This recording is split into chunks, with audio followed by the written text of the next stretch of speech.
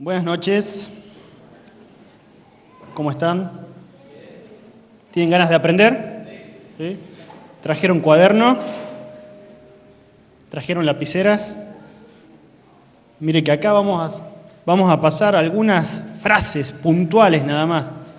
El resto corre por su cuenta, de tomar nota. Y como decía el pastor Raúl, vamos a abordar un tema que hace referencia a una de las doctrinas esenciales, como es la doctrina de la Trinidad.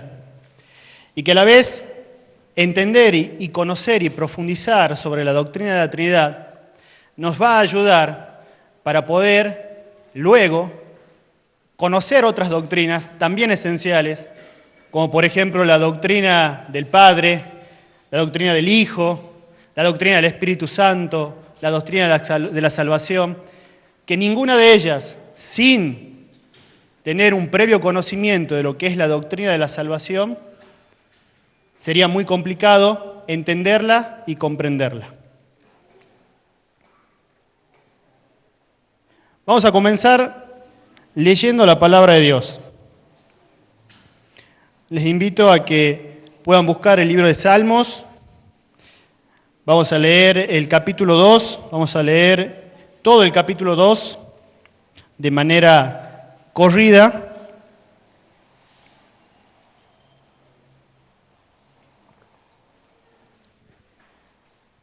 Para comenzar a extraer principios, para comenzar a leer y escudriñar las Escrituras mirándolo de otra manera, pudiendo ver la presencia de este Dios trino en su total actividad, en su total función, en su total deidad, cómo se manifiesta y respalda a través de las Escrituras.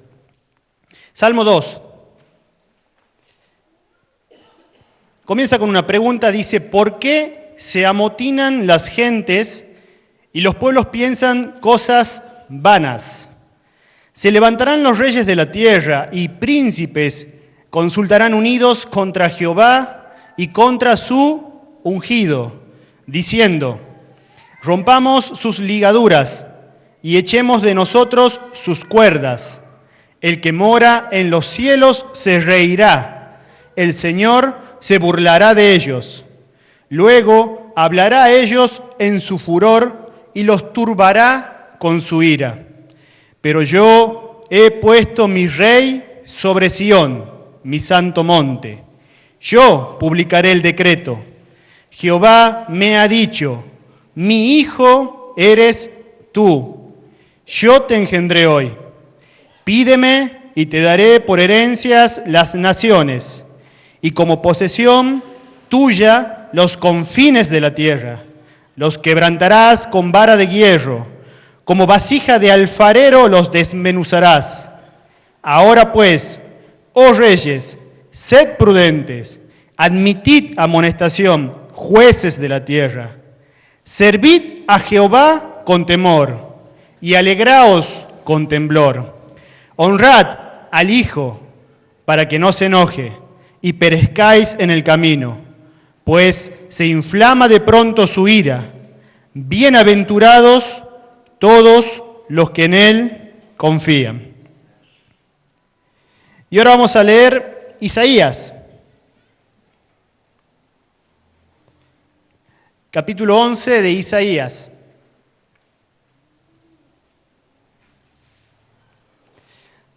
Desde el versículo 1 hasta el versículo 5. Dice así: saldrá una vara del trono de Isaí, y un vástago retoñará de sus raíces. Y reposará sobre él el espíritu de Jehová, espíritu de sabiduría y de inteligencia, espíritu de consejo y de poder, espíritu de conocimiento y de temor de Jehová. Y le hará entender diligente en el temor de Jehová. No juzgará según la vista de sus ojos, ni argüirá por lo que oigan sus oídos, sino que juzgará con justicia a los pobres, y argüirá con equidad por los mansos de la tierra, y herirá la tierra con la vara de su boca, y con el espíritu de sus labios matará al impío, y será la justicia cinto de sus lomos, y la fidelidad ceñidor de su cintura. ¿Por qué comienzo con estos dos textos?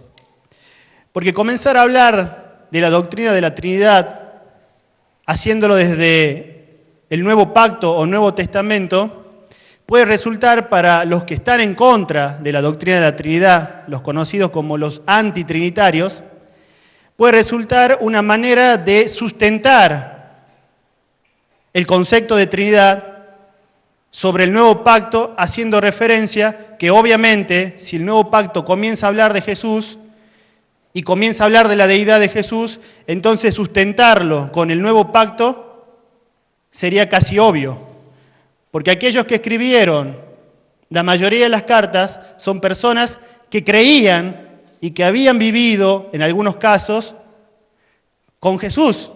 Entonces, considerar que la persona del Hijo como Dios, mirándolo desde el punto de vista del Nuevo Pacto, es algo que para ellos sería muy difícil de nuestra parte de defenderlo.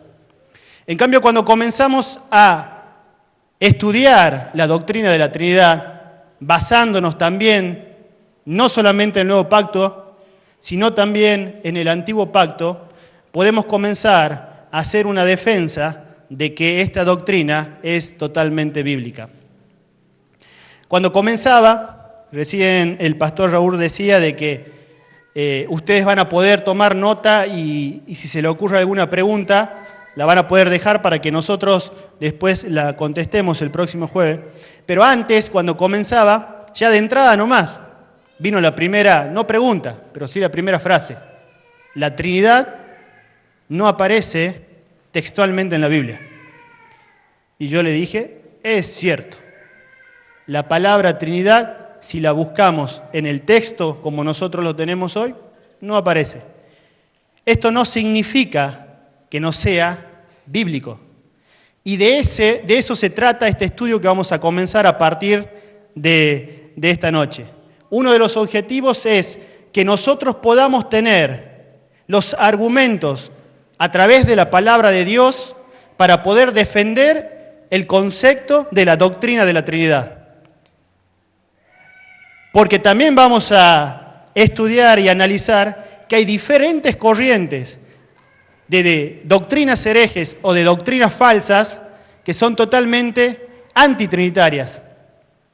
Y que muchas veces, y vamos a verlo con ejemplos de pasajes bíblicos, hacen la misma interpretación, hacen una interpretación diferente utilizando el mismo texto que nosotros vamos a utilizar en esta noche para poder defender la doctrina de la Trinidad. Ese es uno de los tantos objetivos. Otro de los objetivos es de que usted pueda tener la capacidad suficiente para que cuando alguien le pregunte, che, ¿y cómo es eso? Entonces vos, si crees en un Dios trino, en un Dios Padre, en un Dios Hijo y en un Dios Espíritu Santo, entonces no sos monoteístas, sino que sos politeísta. ¿Saben la diferencia de monoteísta y politeísta, verdad? Monoteísta es que creemos en un solo Dios. Politeísta es que se cree en varios dioses. Y quizás todavía no te ha tocado, pero quizás te toque. En que alguien venga y te diga, ¿cómo es eso? Entonces vos, al creer en un Dios Padre, Dios Hijo y Dios Espíritu Santo, entonces, ¿sos politeísta? La idea es, como les digo, y el objetivo es darles herramientas que ustedes puedan adquirir a lo largo de estas clases, de estas enseñanzas, las herramientas necesarias, primeramente, para entender la doctrina, para poder estar seguros y para poder creer con todo su corazón de que esta doctrina es real. Y segundo, una vez que ustedes tienen la convicción y que ustedes están seguros en lo que creen, entonces poder defender esta doctrina. No porque haga falta que nosotros salgamos en defensa de Dios. ¿Quiénes somos nosotros para defenderlo a Dios? Simplemente para que nosotros no nos dejemos engañar, para que nosotros no caigamos en el error de creer ante otra persona que quizás parezca estar más preparada y nos desvíe, o quizás directamente cuando nos pregunte a alguien no sepamos qué contestar. ¿Amén? Bueno, vamos a comenzar. Hablar de la Trinidad es entrar en la esencia misma de Dios. Hablar de la Trinidad es hablar de un misterio, de algo que al ser humano le resulta difícil de comprender, que con su mente tan finita a veces le resulta extremadamente difícil de comprender, y que solamente podemos traer revelación a este misterio mediante la lectura y el estudio de la palabra y la revelación por parte del Espíritu Santo. Es la única manera que lo vamos a poder entender. No hay otra forma, porque es un misterio. Es algo que Dios lo tiene escondido para poder dárselo solamente a aquellos que Él en su voluntad se lo quiere revelar. Y eso lo hace únicamente a través de la manifestación del Espíritu Santo, quien es el que trae revelación a nuestras vidas, una vez que nos dedicamos a escudriñar, a buscar bíblicamente los fundamentos que sustentan esta doctrina. Esta doctrina es una realidad que pertenece a la misma naturaleza de Dios y que tiene directa relación con nosotros al ser criaturas creadas por este Dios trino. Y no solamente creadas, sino, como estoy seguro, muchos de los que están aquí también redimidos por este Dios trino. Esta doctrina, que está tan claramente representada, vamos a lo largo de todo este estudio, hoy voy a hacer una pequeña introducción del concepto, porque iba a arrancar directamente por la historia, para poder conocer de dónde surge todo. Pero me pareció más prudente primero tomarme un tiempo para hacer una introducción donde podamos definir el concepto, sin profundizarlo. Después que definamos eso, vamos a ver un poco de historia y después vamos a pasar ya a defender los conceptos bíblicamente. Esta primera parte va a ser más bien algo así por arriba nada más, muy profundo, pero así, sin entrar mucho en versículos claves. Pero bueno, la idea es de que esta doctrina está claramente expresada en la Biblia, como le decía. Ha sido, lo vamos a ver cuando veamos la historia, y es actualmente tema de controversia y de discusiones teológicas. Cuando comencé a preparar este estudio, surgió de un libro que yo tenía, un material que tenía en mi casa, que nunca lo había leído, era de mi mamá. Y cuando lo agarro digo, bueno, qué bueno sería comenzar a profundizar sobre la doctrina de la Trinidad, y se lo presenté al pastor Raúl. Ahora, cuando comencé, digo, era muy fácil agarrar el libro y comenzar a leer textualmente lo que el escritor había puesto. Pero no me conformé con eso, sino que comencé a investigar. Y cuando uno entra en el proceso de investigación, ahí realmente se le abren los ojos y se da cuenta cómo hay una corriente tan fuerte que quizás no nos damos cuenta que niega la doctrina de la Trinidad. Entonces ahí entendí la importancia de poder comenzar a profundizar en esta doctrina. El propósito de esta enseñanza es exponer lo que la Biblia dice sobre la Trinidad. Acá no se trata de hablar de filosofía, no se trata de hablar de pensamientos de otras personas. Se trata, y el objetivo a lo largo de todo el estudio va a ser exponer lo que la palabra de Dios dice acerca de la Trinidad. Cada uno de los conceptos que abordemos va a ser respaldado con un versículo bíblico, con un texto de la palabra. El Dios que se nos revela en la Biblia se nos presenta como un Dios trino, una Trinidad o triunidad. Este Dios trino es un Dios Padre, es un Dios Hijo y es un Dios Espíritu Santo. Eso casi todos, estoy seguro de los que estamos acá, lo hemos escuchado aunque sea una sola vez, o quizás más. Y aunque a veces nos cueste comprender la profundidad de esta verdad, es nuestro deber, es nuestra obligación como creyentes conocer y profundizar en el estudio de esta doctrina. La lógica humana no puede entenderlo. La mente del hombre le resulta difícil comprender cómo es esto. 3 personas en uno. Cuando nosotros miramos, automáticamente con nuestra mente lo que hacemos es ver 3 personas, pero ¿cómo es uno? Y muchas veces nos resignamos a entenderlo simplemente porque no nos queda otra. Humanamente, la lógica no lo puede entender, pero vuelvo a insistir a lo que le decía al principio. La única manera de entenderlo es a través de la revelación que viene a través de la enseñanza y que viene a través de la revelación del Espíritu Santo hacia nuestra vida. Cuando queremos aplicar lógica humana a Dios y su palabra, nunca llegaremos a una conclusión verdadera, porque la mente humana, sin la ayuda del Espíritu Santo, no entiende la cosa de Dios porque le son locura. Vamos a buscar 1 Corintios 13, 12.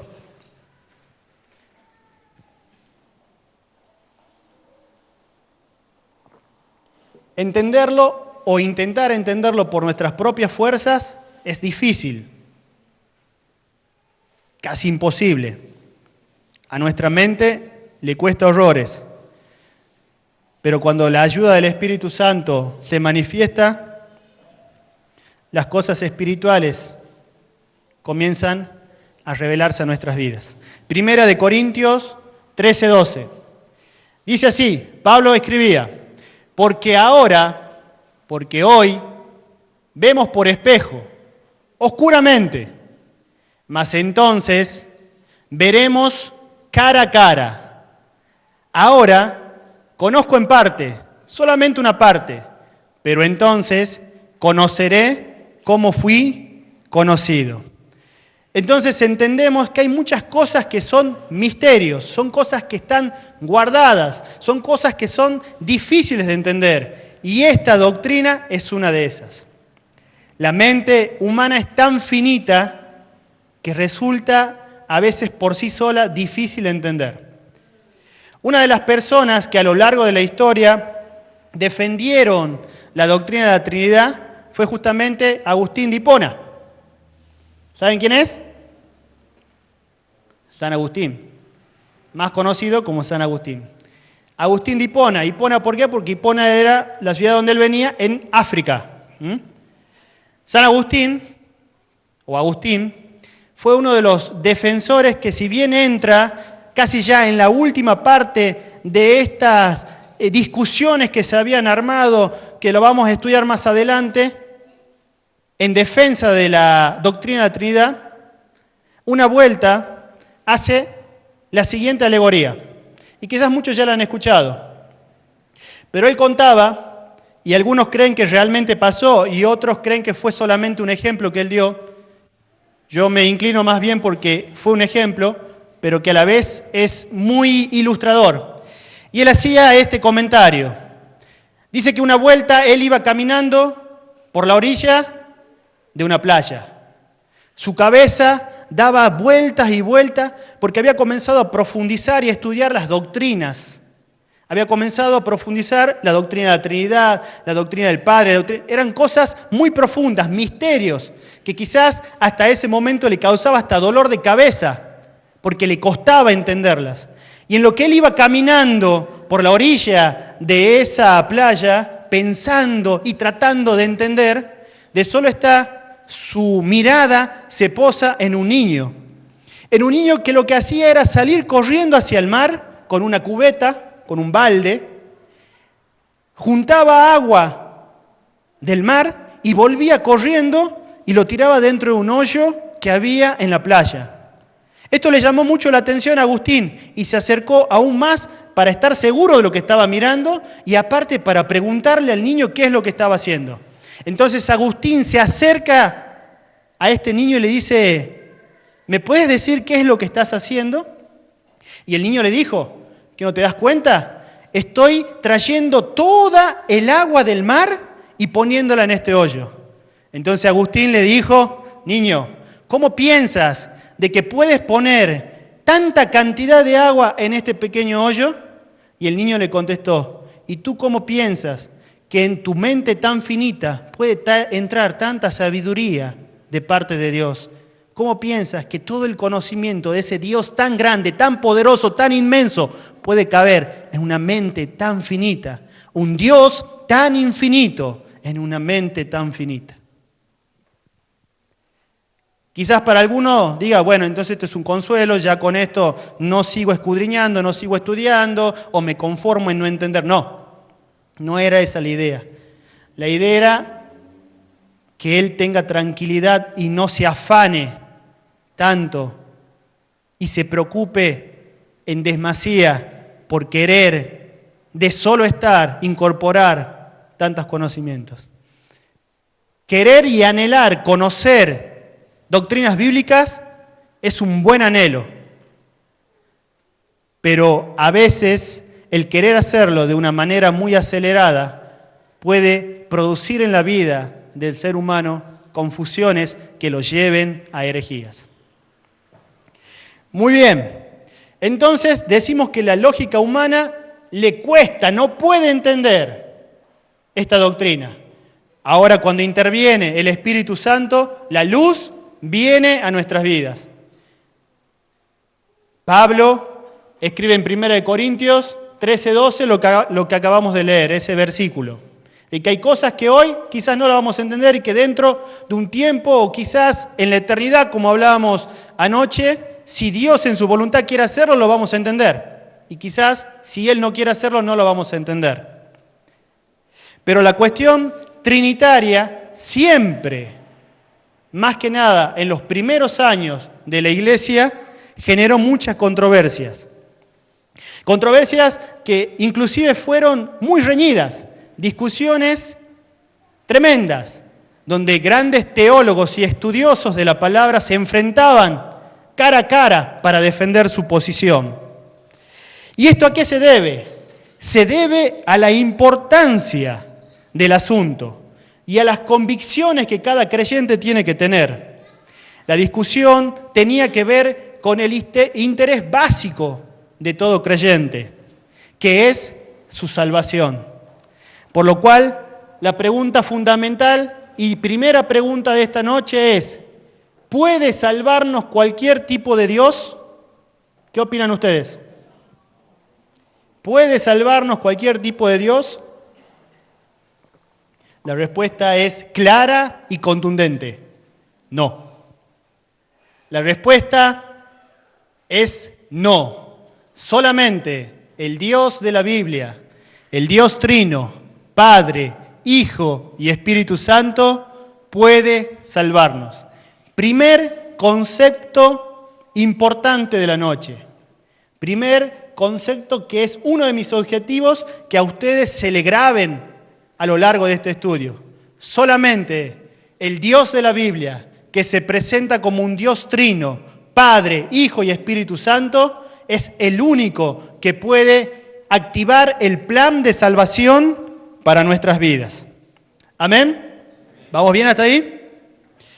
Con toda su profundidad, la doctrina de la Trinidad, si bien es profunda, a la vez es sencilla. La verdad es que hay solamente un Dios. Es así de sencillo. Somos monoteístas. Ese es otro concepto que se le tiene que quedar grabado. Somos monoteístas. Bajo ningún tipo de duda tiene que haber sobre esto. Somos monoteístas. Sin embargo, afirmamos con la Biblia que el Padre es Dios, que el Hijo es Dios y que el Espíritu Santo es Dios. Hay un solo Dios, pero en la unidad de la divina esencia hay tres personas. Este es otro concepto importante. En la unidad de la divinidad hay un solo Dios, pero hay tres personas que son coeternas e iguales en todo, de la misma sustancia. ¿Qué significa cuando decimos que de la misma sustancia? Estamos hablando que son estas tres personas de la misma esencia. Es decir, que hay un solo Dios, quien es uno en esencia, pero tres personas que son iguales, que son inseparables y que son interdependientes entre sí, pero a la vez distintas en la subsistencia. Aunque la palabra Trinidad, como decíamos, no se encuentra en la Biblia, es la palabra que mejor nos deja entender la forma tripartita de Dios, en la cual Dios existe según lo revelado, y vuelvo a hacer énfasis en esto, de acuerdo a lo que las Escrituras nos dicen. No se impacienten, ya vamos a llegar a ver lo que dicen las Escrituras. Si no, hasta ahora suena como que todo es filosofía y dijimos que no íbamos a hablar de filosofía. Pero me resulta muy importante de que usted entienda el concepto y que lo afirme. Y de ahí vamos a terminar de fundamentarlo con la palabra de Dios. Entonces decimos que la palabra Trinidad no se encuentra en la Biblia, pero es la palabra que mejor nos deja entender la forma tripartita en la cual Dios existe. Dios no es un Dios de tres cabezas. Esto también es muy importante que usted lo entienda. Dios no es un Dios de tres cabezas, como dicen algunas religiones, como ser los testigos de Jehová. Ni tampoco es una trilogía de tres dioses, como dicen los mormones. Dios es único. Diga conmigo, Dios es único. Dios es único. Eso no tiene que haber ninguna duda. Dios es único y es uno, que subsiste y se ha revelado al hombre en tres personas, tres formas: el Padre, el Hijo y el Espíritu Santo. Vuelvo a repetir, tres personas que son coeternas. ¿Qué significa coeterno? Que comparten la eternidad. Y esto también tiene que entenderlo, porque una de las falsas doctrinas habla, y lo vamos a ver más adelante, de que justamente algunas de las personas de la Trinidad no son eternas. Pero el Dios que nosotros creemos es un Dios que está formado por tres personas que son coeternas, que han existido desde el principio, el alfa y el omega. Ninguna ha sido creada por la otra. Tienen un principio que solamente ellos lo conocen. El alfa y el omega son el principio y el fin. Antes de ellos nada hubo, después de ellos nada hubo. Antes de Dios nada hubo, después de Dios nada va a haber. Son tres personas coeternas, separadas, pero siempre unidas. Independientes, pero a la vez enlazadas en todo. En propósito, en deseo y en voluntad. La triunidad de Dios o la Trinidad de Dios es un concepto difícil de creer para algunos, como ya lo he dicho, y ha sido objeto de división y hasta piedra de tropiezo. Se generaron dogmas por culpa de la mala interpretación. Se generaron divisiones, separaciones, por haber interpretado mal esta doctrina. Pues no solo encontramos dentro del pueblo judío la negación de la Trinidad de Dios, sino también que tristemente lo encontramos dentro de algunas denominaciones que se hacen llamar cristianas, que el día de hoy niegan la Trinidad. Y ahora sí, para comenzar a profundizar y defender bíblicamente el concepto de la doctrina de la Trinidad, vamos a leer Deuteronomio capítulo 6. Vamos a buscarlo. Y aquí nos encontramos con el versículo, un versículo que es muy controvertido y que, como les decía al principio, es usado por muchos antitrinitarios.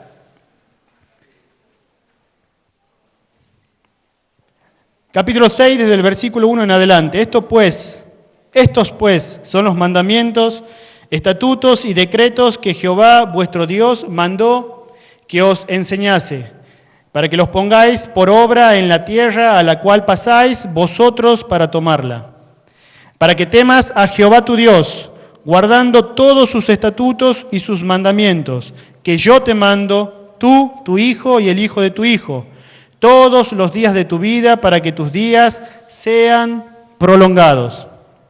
Oye, pues, Israel, y cuida de ponerlos por obra, para que te vaya bien en la tierra que fluye leche y miel, y os multipliquéis, como te ha dicho Jehová, el Dios de tus padres. Y viene el versículo 4, que es el que vamos a profundizar. Oye, Israel, Jehová nuestro Dios, Jehová uno es. Este versículo, por el pueblo judío, es conocido como la Shemá. La Shemá. En hebreo se escribe así. Ninguno de los que estamos aquí entendemos hebreo.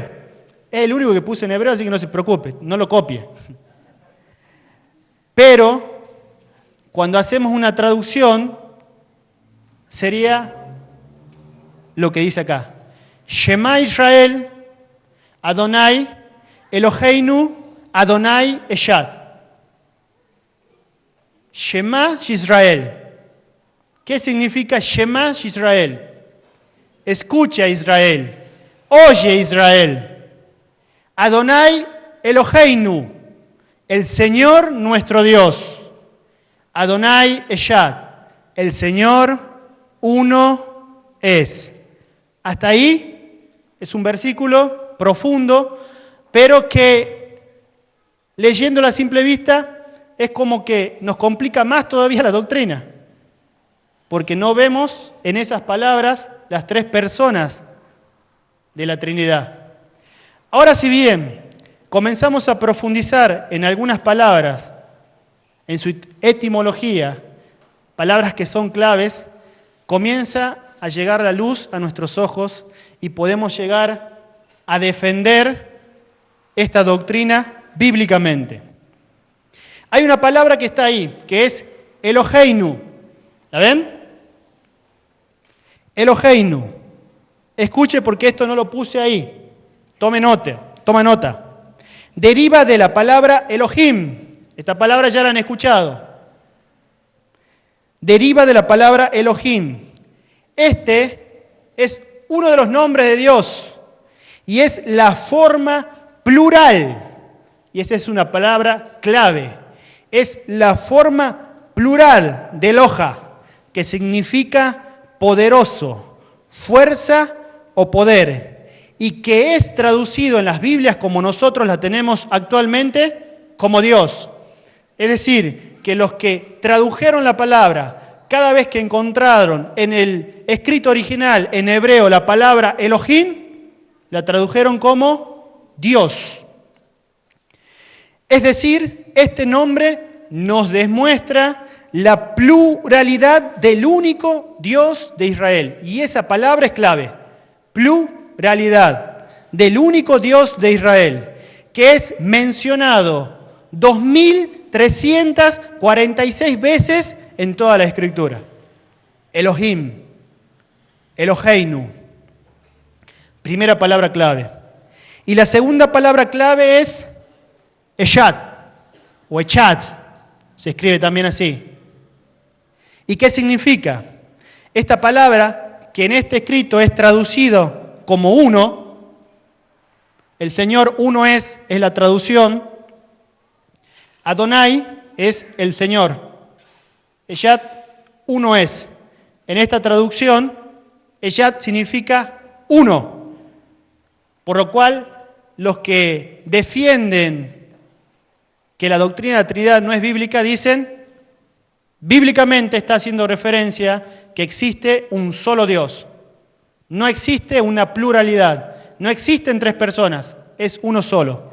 Pero cuando profundizamos en esa palabra que es clave, Echad, entendemos lo siguiente.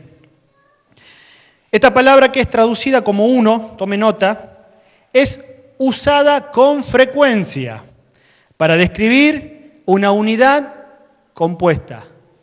Esta palabra es utilizada frecuentemente en los textos hebreos para definir una unidad compuesta.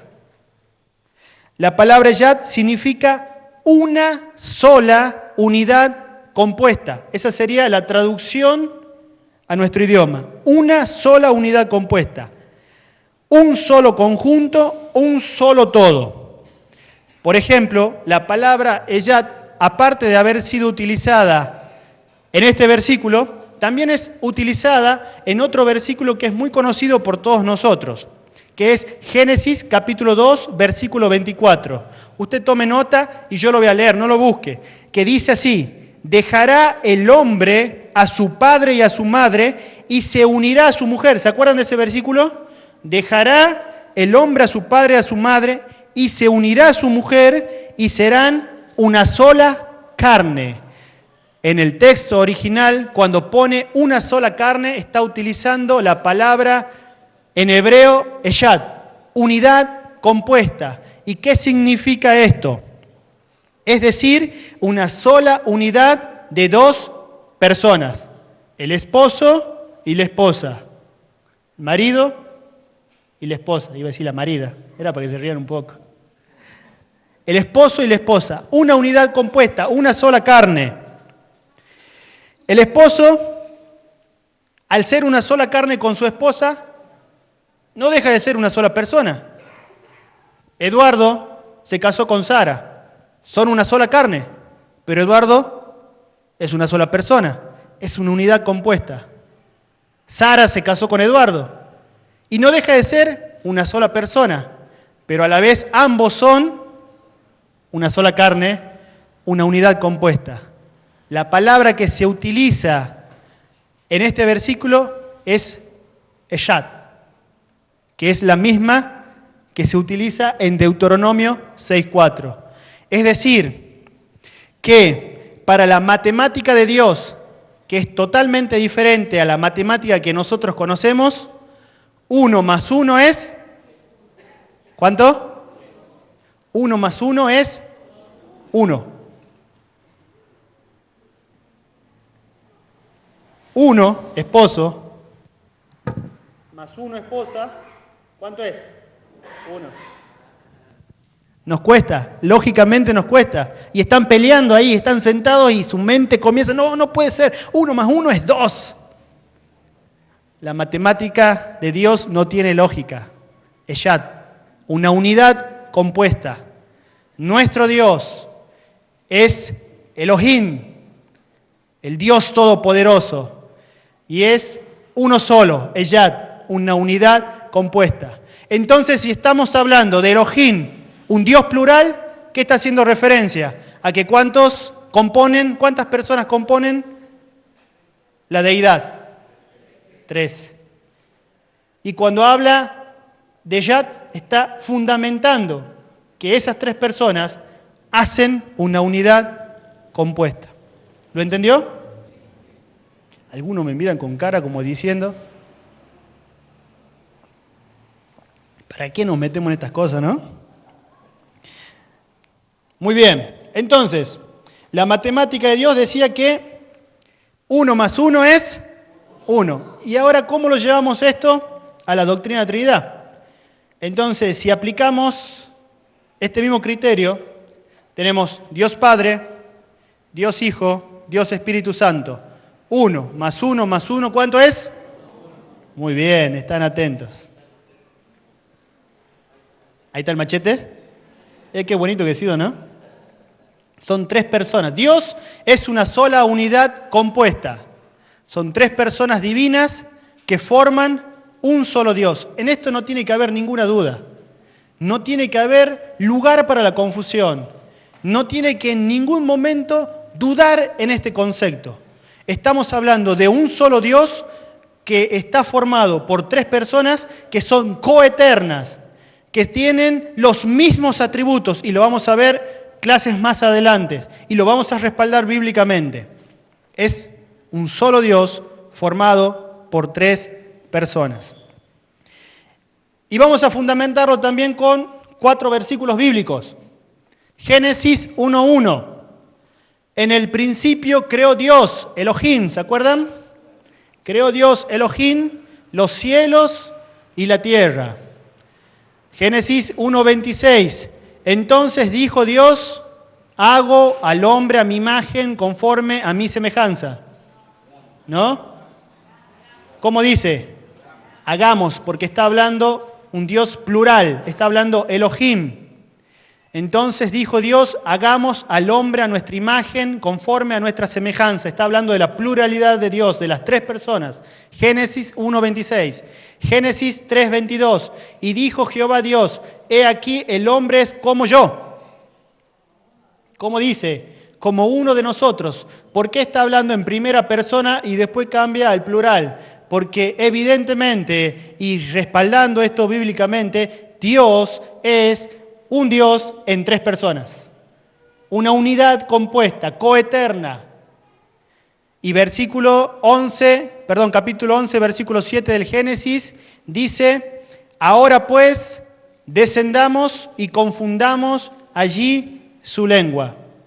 Hasta el momento, solamente he tratado de utilizar versículos que se encuentran en el Antiguo Pacto y hay muchos más que lo vamos a ver más adelante, solamente que no los quiero bombardear, quiero que se vayan con el concepto básico, que lo puedan escudriñar, que lo puedan masticar, que surjan preguntas, para que haya una total convicción de que la Trinidad es bíblica, que no es un capricho.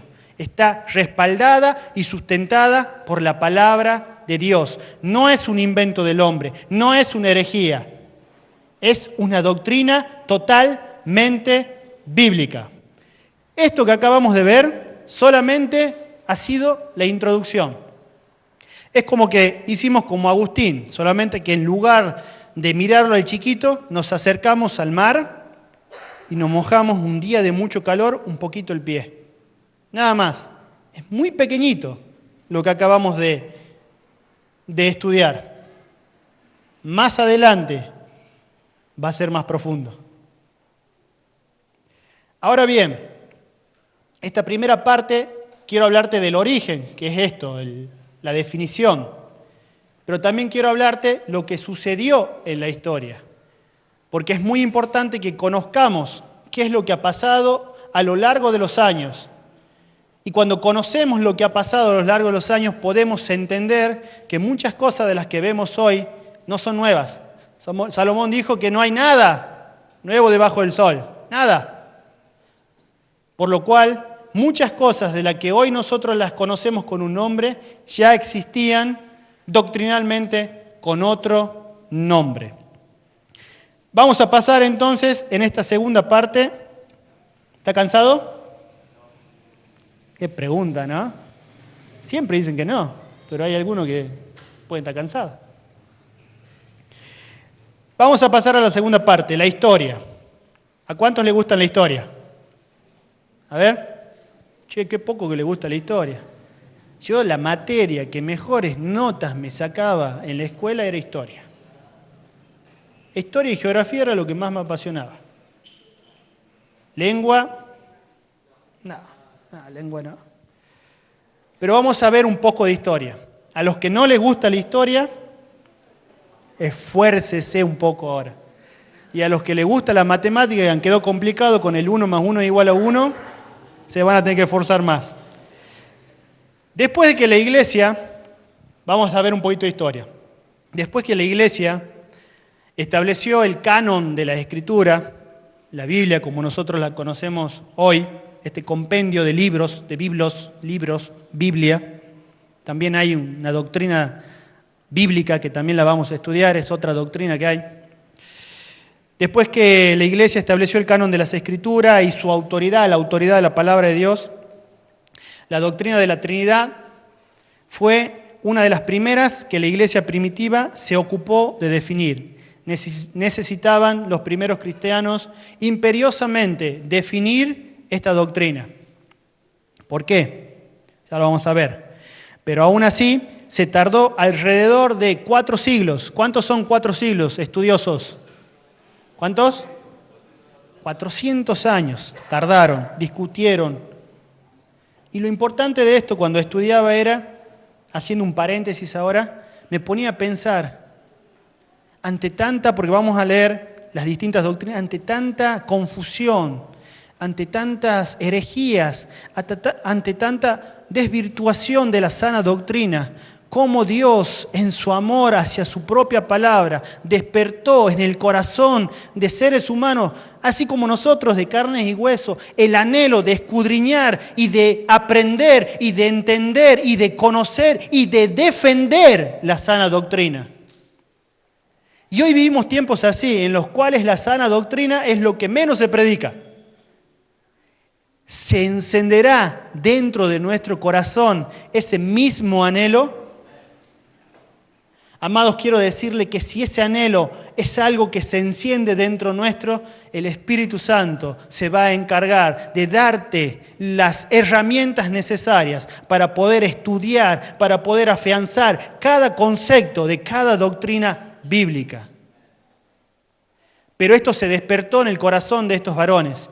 Era como tratar de luchar contra un gigante, porque en la mayoría de los casos, los antitrinitarios eran sustentados por cuestiones políticas, por reyes, eran sustentados por grandes estructuras, por grandes sistemas. Era como una lucha entre David y Goliat, pequeños contra gigantes, y quizás muy parecido a lo que vivimos hoy. A veces creemos que somos pequeños, que somos muy pequeñitos en contra de todo el sistema. ¿Cómo podemos encontrar un espacio para enseñar la sana doctrina en la televisión cuando los mismos canales que se encargan y son pseudo cristianos se encargan únicamente de enseñar algo que es totalmente contrario a la sana doctrina? Y por eso, ¿qué vamos a hacer? ¿Vamos a bajar nuestros brazos? No, por el contrario, vamos a levantar más en alto la bandera de Cristo. Amén. Y esto es lo que hicieron estos varones. Inclusive hasta el punto de entregar su propia vida. Muchos de los hombres que vamos a estudiar terminaron siendo mártires, terminaron muriendo, entregando su vida por sus convicciones, que eran convicciones bíblicas, totalmente bíblicas. Siempre dije, a veces admiro cómo algunas corrientes ideológicas que son de nuestros tiempos, cómo defienden esas corrientes, cómo levantan la bandera, cómo se ponen la remera del Che Guevara en el pecho y salen con palos, no le importa si la policía lo va a golpear, pero van en defensa de lo que ellos creen. Y nosotros, ¿cuántas veces bajamos nuestros brazos y volvemos con la cabeza agachada y no defendemos? Y con esto no quiero decir que tenemos que salir a pelear, agarrarnos a piña con un testigo de Jehová, con un mormón. No, nada que ver. Sino de que tenemos que amar la palabra de Dios para poder entenderla, conocerla, comprenderla. Y por qué no también defenderla. Eso se llama apologética, que también vamos a estudiarlo. Entonces decimos que esto causó un celo en los creyentes por defender y establecer bíblicamente los fundamentos de la doctrina de la Trinidad. Una de las falsas doctrinas, presta atención, una de las falsas doctrinas que se levantó en aquella época y que ya venía de los tiempos de los apóstoles fue el gnosticismo. ¿Escucharon hablar alguna vez? Los gnósticos. Se escribe, no me acuerdo si lo puse, no está en la filmina. Se escribe con G al principio, gnosticismo. Es la ciencia cristiana de nuestros días. Hoy la conocemos como la cientología. El gnosticismo ya viene desde esa época, existía desde el tiempo de los apóstoles y fue condenada fuertemente por Pablo en la epístola a los Colosenses y también por Juan en su primera epístola. Vamos a ver, vamos a buscar en el libro de Colosenses, capítulo 2, del versículo del 1 al 4. Cómo ya en esos tiempos ya se habían comenzado a levantar falsas doctrinas.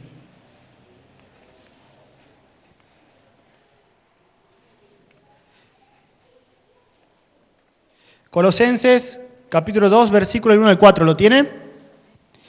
Dice Pablo: porque quiero que sepáis cuán gran lucha sostengo. Quiero que ustedes sepan qué lucha tan grande estoy sosteniendo por vosotros y por los que están en la Odisea, que era la otra iglesia, y por todos los que nunca han visto mi rostro, por todos aquellos que ni siquiera lo habían llegado a conocer. ¿Para qué? Para que sean consolados en sus corazones, unidos en amor, ¿hasta qué? Hasta alcanzar todas las riquezas de pleno entendimiento. Pablo quería que aquellos que iban a recibir esa carta, que eran los colosenses y los hermanos de la Odisea, y nosotros los hermanos que estamos hoy leyendo esta escritura, adquiramos la plenitud del entendimiento, de todas las riquezas del pleno entendimiento, a fin de conocer el misterio.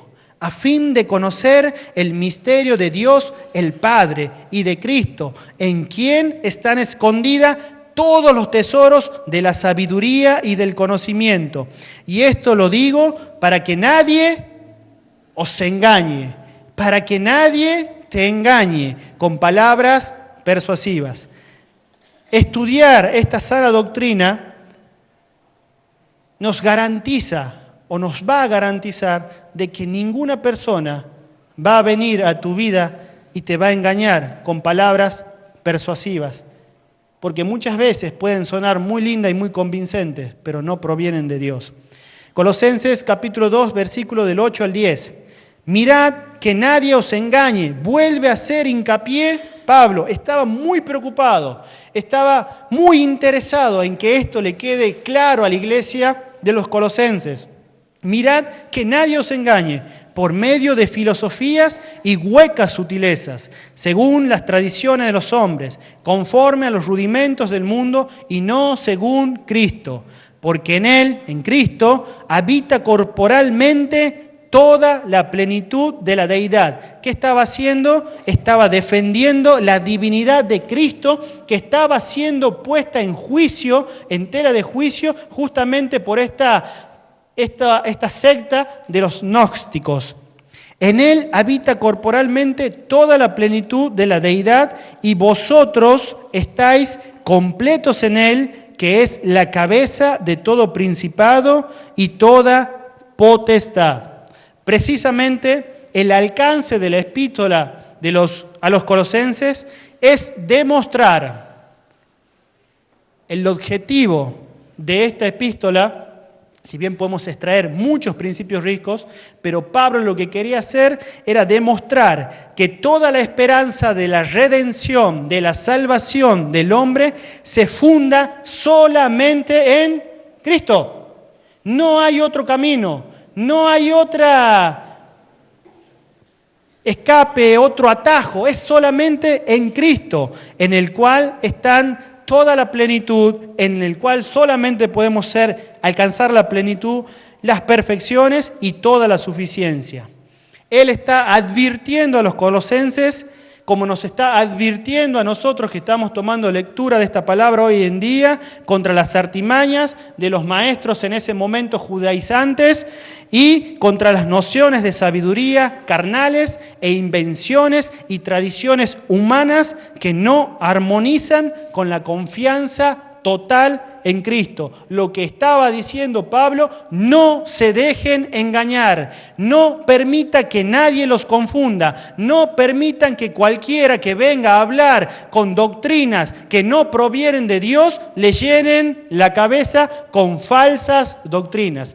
Tienen que estar preparados y tienen que conocer que la única doctrina verdadera es la que se sustenta en Dios, en Cristo, en la Trinidad. Y eso mismo es lo mismo que Pablo nos está diciendo a nosotros, que la Escritura nos está diciendo a nosotros en esta noche.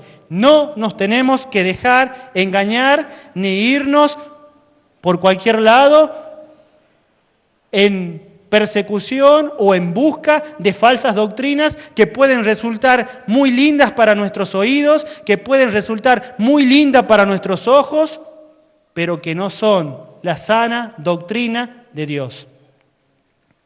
Los gnósticos negaban totalmente la deidad de Cristo. Para ellos, Cristo no era Dios. Y lo presentaban solamente como una especie de superángel. Cristo para ellos era un superángel que emanaba de Dios, que provenía de Dios, que había sido creado por Dios y que por lo tanto era un ser inferior a Dios. Esta era la doctrina que había entrado a querer confundir a la iglesia de Colosas. A medida que transcurrió el tiempo, tanto esta herejía como otras no cesaron, no terminaron y llegaron inclusive hasta nuestros días. Sino por el contrario, cada vez tenían más adeptos, más seguidores, por lo cual resultaba necesario que la iglesia siente las bases de la doctrina de la Trinidad.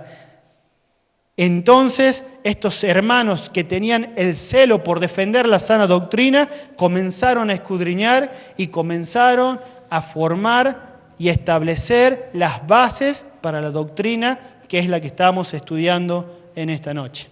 Bien, ¿y contra quién o contra quiénes se enfrentaban? Hubo varias corrientes históricamente y la mayoría fue entre el año 200 y fines del año 300. Se despertaron diferentes corrientes que todas en común tenían de que negaban la Trinidad. Pero solamente vamos a hablar en esta noche de tres que para mí son las más importantes y que no solamente son importantes por lo que negaban, sino también porque quiero que usted comience a ver en estas falsas doctrinas cómo hasta el día de hoy se mantienen con diferente nombre. Ese es uno de los objetivos de estos estudios. Primera herejía o falsa doctrina, la monarquiana. Monarquianismo. El monarquianismo data desde la última parte del segundo siglo, precisamente entre el año 170 y 190, es decir que estamos hablando pocos años nomás de la época de los apóstoles. Y el término proviene de mono, es una palabra compuesta. Mono significa uno. Y arque significa principio. ¿Qué es lo que estaban diciendo?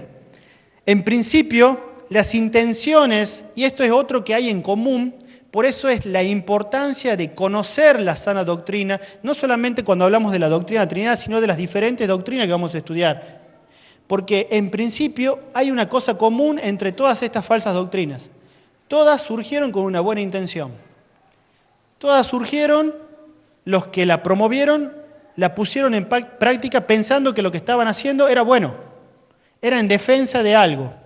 Y los que promovieron el monarquianismo, lo hicieron queriendo defender la unidad de Dios contra el politeísmo. Ellos, a través de fundar esta doctrina, querían asegurarse de que el politeísmo no entrase dentro de la iglesia. Y esto los llevó a negar la Trinidad. Fueron tan radicales en la defensa del monoteísmo de un solo Dios que los llevó a enceguecerse y caer en la negación de la Trinidad. Esta falsa doctrina estaba caracterizada por la negación a las tres personas divinas de una existencia propia y distinta en favor de un monoteísmo radical. ¿Saben lo que significa radical? Lo contrario de peronista, me van a decir. ¿Qué significa radical? Es una persona que, si le dicen vas a ir derechito por esta línea, va a caminar por esa línea y no se va a mover ni hacia derecha ni hacia izquierda. Es algo radical. No me muevo. Se fueron tan al extremo en su querer defender el monoteísmo que se volvieron tan radicales al punto de negar la Trinidad.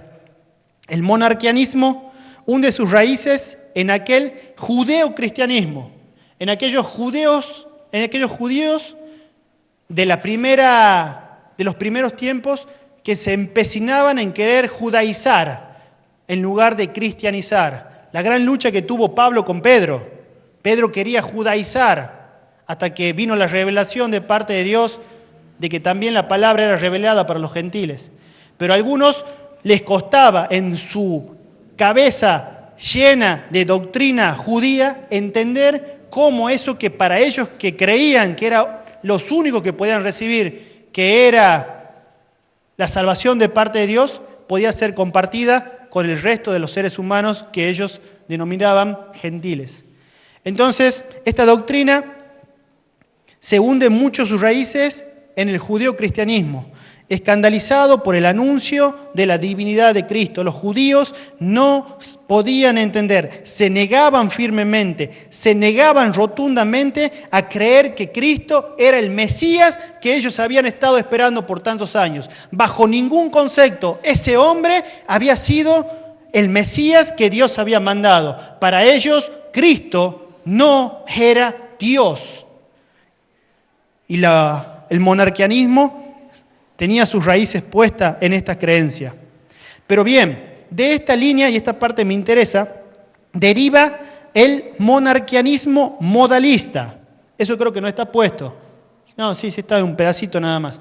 Pero es muy importante porque acá vamos a entender cómo muchas veces por error, sin querer, muchos de nosotros hemos caído en el modalismo. ¿Quiénes? ¿Nosotros? ¿Sí? Y ya lo va a ver. De esta línea deriva el monarquianismo modalista, comúnmente llamado como el modalismo, que consiste en enseñar que Dios se reveló de 3 distintas maneras. El modalismo dice que Dios se revela de 3 maneras diferentes, que son maneras o modos. Primeramente, se reveló como el Padre, que es el creador de todas las cosas. Después, cuando Dios quiso efectuar la obra de la salvación, dejó de revelarse como Padre, y ahí está el error, y comenzó a revelarse como Hijo. Y luego, cuando la obra del Hijo fue completa, Dios tomó la forma o modo del Espíritu Santo. Por lo tanto, según esta doctrina, cada persona de la Trinidad es solamente un modo de su revelación. ¿Y cuál es el error que cometen? Le ponen un principio y un fin a cada uno de estos modos. Es decir, para la gente que cree en el modalismo, el Padre únicamente va desde el inicio, desde el principio, hasta que aparece Jesús. Cuando aparece Jesús, el Padre desaparece de escena, se termina, tiene un final, contradictoriamente a lo que dice la palabra cuando habla de un Dios eterno. Y a la vez Jesús comienza su divinidad en ese momento y termina cuando aparece el Espíritu Santo. Y el Espíritu Santo hacia adelante. Es como que le pone límites a la eternidad y deja de ser una deidad coeterna. ¿Se acuerda que le decía que era una deidad, el alfa y el omega, coeterna, que existe por los siglos? Ellos decían que no, que tenían diferentes modos de revelarse. En la iglesia moderna, el modalismo está relacionado con la manera de experimentar a Dios. A veces, dicen los modalistas modernos, los experimentamos como Padre, pero en otras ocasiones como el Hijo y también como el Espíritu Santo. Cuando uno cae en el modalismo, comete el error de llevarse por los sentimientos, por las sensaciones. Y sin darnos cuenta, quizás, cuando sentimos cierta manifestación de la presencia de Dios, decimos, es el Espíritu Santo que se ha manifestado en mi vida como un modo, como una forma. Y nos volvimos únicamente seguidores del Espíritu Santo. Y comenzamos a escribir libros, Buen día Espíritu Santo, y Cash Luna dice, tócalo Espíritu Santo, y todo es Espíritu Santo, y nos olvidamos de que nosotros creemos en un Dios trino. O por el contrario, hay otras líneas que directamente niegan el Espíritu Santo, niegan la presencia del Padre, y es solamente Cristo, solo Cristo. Y hay otros que se enfrascan tanto en el Antiguo Testamento, en el Antiguo Pacto, que se vuelven solamente defensores del Padre, como los testigos de Jehová. Eso actualmente, que arrancó en el año 170, perdura hasta nuestros días.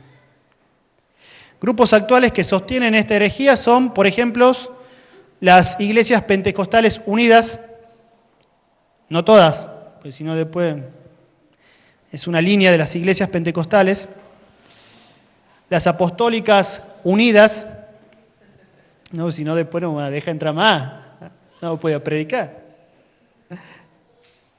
Eso de Dios porque no está Rodi esta noche.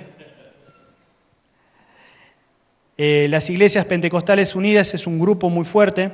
Las apostólicas unidas también creen mucho en lo que es el modalismo. Estas niegan la Trinidad, enseñan que el nombre de Dios es Jesús solamente, solo Jesús.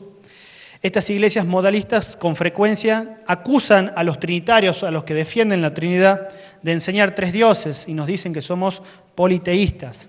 Pero así, como hemos aprendido anteriormente, no es la Trinidad.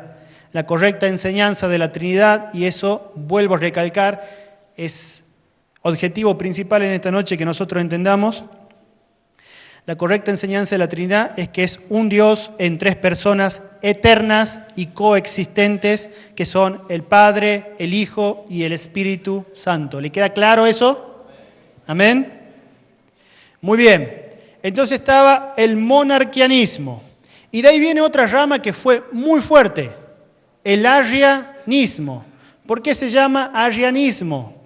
Porque toma su nombre de Arrio. Arrio fue un presbítero de la iglesia de Constantinopla, que vivió entre el año 260 y el 336. Por todos esos años vivió Arrio y fue uno de los que propagó la idea de que Jesucristo no era Dios, sino que había sido creado por como punto de apoyo para su plan. Es decir, Dios necesitaba la ayuda de un ser, entonces lo crea a Jesús. Esto es lo que decía Arrio. Noten ustedes cómo el común denominador de todas estas falsas doctrinas es ir en contra de la sana doctrina de la Trinidad. Arrio decía: Jesús es solamente una creación de parte de Dios. Si el Padre ha creado al Hijo, el ser del Hijo tiene un principio. Entonces está totalmente en contra de lo que nosotros hemos dicho. ¿Por qué? Porque la Trinidad es coeterna, no tiene principio ni fin. Y Arrio decía que el Hijo sí tenía un principio, porque había sido creado. Ha habido, por lo tanto, un tiempo en que el Hijo no existía. Al sostener esta teoría, negaba la eternidad del Verbo, negaba la eternidad de Cristo, lo cual equivale a negar su divinidad. Negaba totalmente que Cristo es Dios, negaba totalmente que Jesús es Dios. Este era el fundamento del arrianismo. Admitía la existencia de Dios, que era único, eterno e incomunicable. Eso creía. Dios es único, eterno e incomunicable, y que es cierto. Pero el Verbo Cristo no es Dios. Eso dice Arrio. Es solamente una creación, es pura creación de Dios, aunque quizás más excelsa que todas las otras creaciones, por arriba del resto de la creación, por arriba de nosotros, pero no deja de ser una creación. Aunque Arrio centró toda su enseñanza en despojar de la divinidad a Jesucristo, incluyó también al Espíritu Santo, que igualmente para Arrio era una creación e incluso inferior a Jesús. Entonces Arrio decía que Jesús era una creación, que el Espíritu Santo era una creación y que Jesús era inferior a Dios, un poco superior al resto de la creación, y que el Espíritu Santo era inferior inclusive que Jesús. Esta era la doctrina del arrianismo. En ese momento aparece Constantino. ¿Se acuerdan de Constantino? Si lo habremos hablado, Constantino, ¿no? Es como que él en algún momento tenía que aparecer, no se podía quedar con los brazos cruzados. Aparte era contemporáneo a la época de Arrio. Constantino dice la historia que si bien por la presión que estaba ejerciendo la iglesia en defender la doctrina de la Trinidad y que a Arrio se le estaban cayendo toda la gente que lo rodeaba, entonces políticamente Constantino decide quitarle el apoyo a Arrio y dice: no, yo antes creía que lo que Arrio decía era verdad, pero ahora ya no le creo, le quitó el respaldo. Pero dentro suyo, Constantino seguía estando de acuerdo con el arrianismo. Más que nada cuenta la historia porque la hermana de Constantino era una de las seguidores de Arrio. Entonces, una vez que la iglesia excomulga a Arrio por considerar que su doctrina era falsa, dice que Constantino le abre las puertas nuevamente y despacito le comienza a dar lugar para que él vuelva a entrar dentro de la iglesia, pero la intervención de Dios llega en ese momento y Arrio deja de contar la historia y de hablar falsas doctrinas y herejías. Constantino le dijo, seguí adelante. Dios le dijo, hasta aquí llegaste.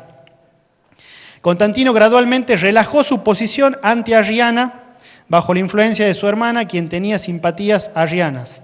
En nuestros tiempos, esta enseñanza es más o menos lo que enseñan los testigos de Jehová. De que Cristo no es de ninguna manera Dios. El Espíritu Santo tampoco es Dios. Más bien es una energía divina, la fuerza viva de Dios, pero no es persona y menos todavía una persona divina. Vamos a estudiar en la próxima clase apologética y vamos a tomar un texto de los escritos de los testigos de Jehová y vamos a defenderlo con la palabra de que aunque ellos digan de que Cristo no es Dios y que el Espíritu Santo no es Dios, la palabra es clara y real y dice que Cristo es Dios y que el Espíritu Santo es Dios y que el Padre es Dios. Eso lo vamos a ver en la próxima.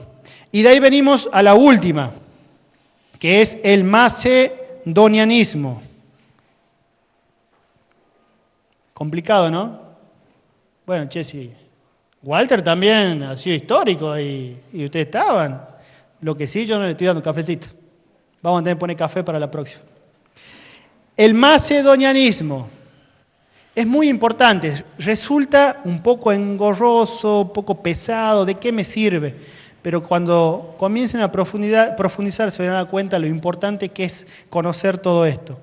El macedonianismo es una herejía promovida por varios obispos arrianos. Es decir, era dentro del arrianismo una línea, se abren y comienzan a promover esta doctrina, que enseñaban que en la Trinidad existía una jerarquía de personas. Es decir, no están al mismo nivel, hay una jerarquía, uno es más que el otro, los tres son Dios, pero uno tiene más autoridad o más poder que el otro. Esto enseñaba el macedonianismo, en la que el Hijo sería inferior al Padre y el Espíritu Santo sería inferior a ambos. La herejía recibe su nombre del obispo semiarriano Macedonio, a quien se atribuye la fundación de esta secta. Macedonio propuso en esta doctrina la negación de la divinidad del Espíritu Santo y consideraba a éste como una criatura que solo difería de los ángeles en grado, subordinada al Padre y al Hijo. Y hasta aquí vamos a llegar en esta noche porque ya es mucha información para nuestras cabezas. Pero ¿qué pasa? Aquí se termina la historia. Tenemos 3 gigantes que se han levantado: el arrianismo, el macedonianismo y el monarquianismo, que decían la Trinidad no es bíblica. Pero en la próxima clase vamos a ver cómo se levantan ciertos hombres que Dios en su soberanía levantó en defensa de la sana doctrina. Quiero terminar con esta reflexión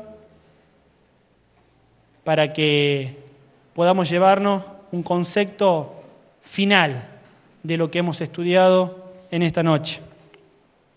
Dijimos que entender la doctrina de Dios es introducirnos en un misterio de Dios y que solamente podemos llegar a tener una comprensión a través de la revelación de la palabra por medio del Espíritu Santo.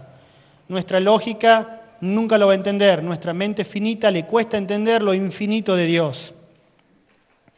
La doctrina de la Trinidad nos ayuda a entender con nuestras mentes finitas la obra de expiación que Cristo ha hecho por nuestros pecados. Nos ayuda a entender que una persona que conservó todos sus atributos, Cristo conservó todos sus atributos de deidad, de Dios, una persona que es infinita, que es eterna, que es inmutable en su ser, que tiene sabiduría, que tiene poder, que tiene santidad, que tiene bondad, que tiene justicia y que tiene verdad. Literalmente llegó a ser como uno de nosotros, un ser humano, un miembro de la humanidad, confrontándonos directamente con el amor de Dios. Y que nosotros, cada uno de nosotros, nos encargamos de clavarlo en la cruz. Que no solamente lo clavamos en la cruz, sino que también nos encargamos de ridiculizarlo, sino que también nos encargamos de burlarnos de Él, mientras que Él literalmente llevaba nuestro pecado en su cuerpo sobre el madero, muriendo en el acto de perdonar. Ese es Cristo. Muriendo en ese acto de perdonar, cuando nosotros merecíamos ser echados al castigo eterno. Que Él literalmente fue al lugar de los muertos y que Él, mientras su cuerpo permanecía en la tumba, y luego Él literalmente resucitó, se levantó de los muertos y que Él ascendió a los cielos para recibir un reino y que Él volverá y que Él reinará. Sin entender la doctrina de la Trinidad, nos va a resultar muy difícil entender la doctrina de Cristo y poder entender la obra y el plan de salvación. Sería imposible que nuestras mentes entendieran todos estos hechos relacionados con la expiación de Cristo si no conociéramos la deidad de la Trinidad de Dios. Y vamos a leer el último versículo. Porque de tal manera amó Dios, Padre, al mundo, que ha dado a su Hijo unigénito, la segunda persona de la Trinidad, para que todo aquel que en Él cree, por medio de la convicción del Espíritu Santo, no se pierda, mas tenga vida eterna. Y esto es obra y gracia del Dios Trino, que lo hizo aún sin ser nosotros merecedores de tan grande regalo, de tan gran salvación. ¿Por qué? Porque Él en su soberanía así lo dispuso y no hubo intervención de ningún ser humano para esto. Por eso es que cuando tuvo que decidir y elegir la persona que iba a tomar ese lugar, el único que reunía las características para hacerlo era Él mismo en su segunda persona, que era Cristo, porque era el único que iba a poder resistir la tentación, porque era el único que iba a poder llevar sobre sus espaldas el pecado de cada uno de nosotros, porque nosotros estábamos muertos en nuestros delitos y pecados, pero por gracia Cristo nos dio la redención. Y esto es obra pura y exclusivamente de este Dios Trino. Y ninguno de los que estamos aquí, ni ninguno a lo largo de la historia, pueden gloriarse que lo hicieron por sus propias obras, porque fue solamente por gracia de Dios. Amén. Entender esto fundamenta nuestras creencias. Entender esto le da un valor más grande a lo que creemos. Solo fue por gracia y obra de Dios. Amén.